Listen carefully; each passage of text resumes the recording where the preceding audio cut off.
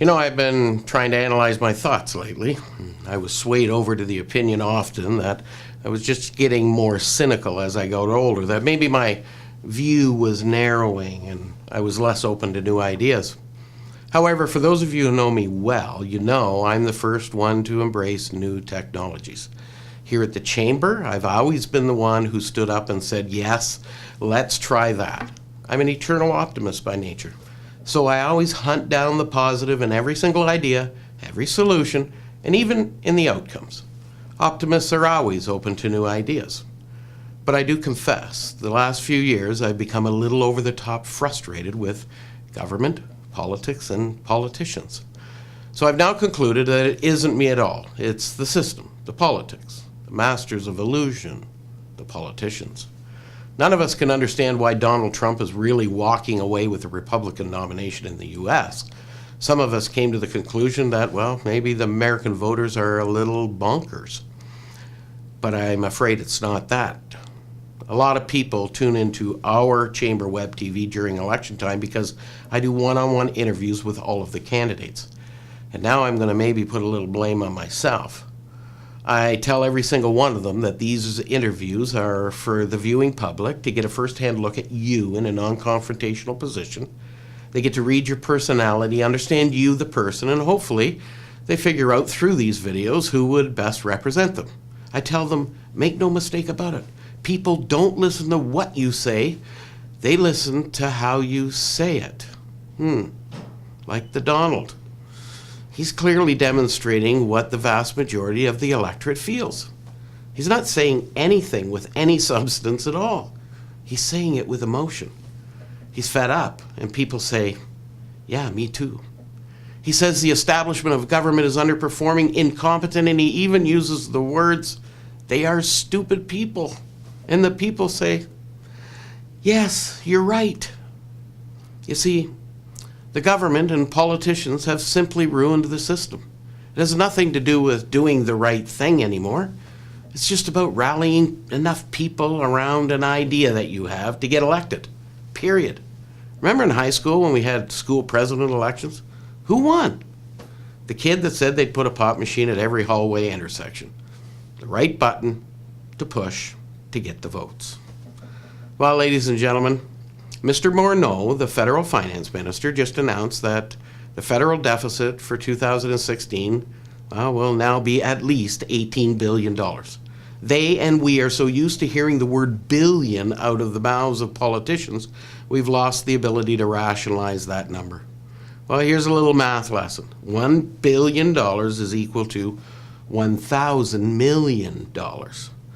I'll give you an even better equation. $1 billion would eliminate poverty in the Waterloo region for 25 years. Eliminate poverty. There would be zero poverty in the region of Waterloo for the next 25 years. And our newly elected government, well, will spend $18 billion or $18,000 million, and that doesn't even include any of their promises. That's just to keep the heat on and the lights going next year. Oh, and by the way, that little overage is your responsibility and your kids. Each and every single Canadian is responsible for the country's indebtedness. Sorry to tell you that, but you have to pay it back plus interest. And the real scary part is, that's just a drop in the bucket of what they're going to be bringing along in the future.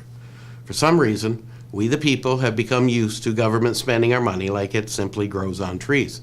Look at the Ontario government, massive deficits over the last number of years, who knows how long, with the ever-lingering promise to balance the books. But we're miles away from that ever happening. Billions and billions of dollars spent on things, and things aren't any better. In fact, they may be worse. And people just continue to let them carry on. I hear every single politician when they campaign say, we have to balance our budget and we have to reduce our indebtedness because we're just passing this all on to our kids. Yet those very same people get into office and the only promise they continually break is that one. It's not the only promise they break lots, but consistently, that one they always break. The next time one of them comes to your door promising to ensure that they aren't going to be passing on debt to your children, you're absolutely free to laugh right in their face. Let me tell you how this ends. It's kind of like someone piling bricks in your arms. With each brick, it becomes more and more difficult to hold them, and eventually the weight is overwhelming. Yet that person who is piling the brick, well, they're just fine. They only moved one at a time, saying, "Oh, there's room for just one more." Shortly after Mr. Morneau became finance minister, he decided, and rightfully so, that Canadians were borrowing themselves into bankruptcy and cautioned everyone that our personal debt levels are alarmingly high. So he doubled the required down payment if you buy a home valued at $500,000 or more. Isn't that nice? That he was worried about our debt levels. Was that so that he could pile on more public debt? And we'd have more room to carry that? Seems he was signaling that they will be making room for more taxes to pay for their reckless spending habits. Frankly, the old saying, "Practice what you preach," comes to mind. Really, it's very hypocritical for the federal finance minister to suggest we have a borrowing problem. And if we do, which I suggest we may, well, they have a bigger problem. They say we're usually 3 or 4 years behind our friends south of the border. Maybe, just maybe, the Americans have already figured it out. Whatever it is the Donald is promising, they want. Whatever it is that the Donald won't do that the current government does, they like. And while no one can really figure out what the Donald is selling, more and more seem to be buying.